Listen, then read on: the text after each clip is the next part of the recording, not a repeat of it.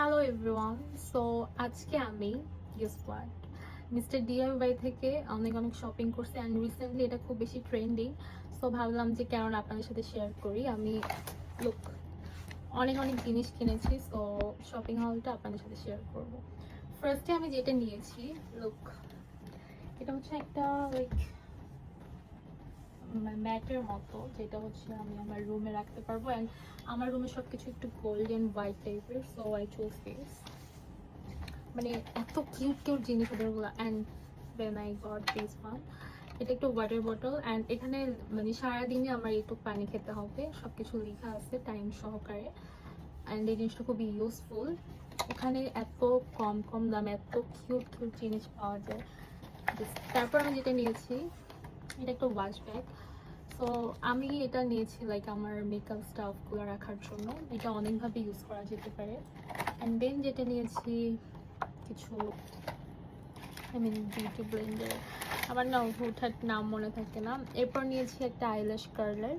এই জিনিসটা আমার ছিল না অনেকদিন ধরে, so why not I took this. And then I got this one. This is hair curler. I mean এটা overnight curl হবে, so yeah.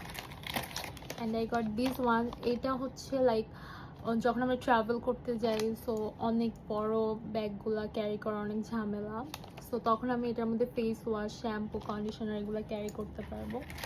তারপর আমি অনেক কিউট কিউট নেলস নিয়েছি। এটা একটা নেলস, এটা একটু গ্লিটারের মধ্যে, চিরুনি, এটাও নেলস।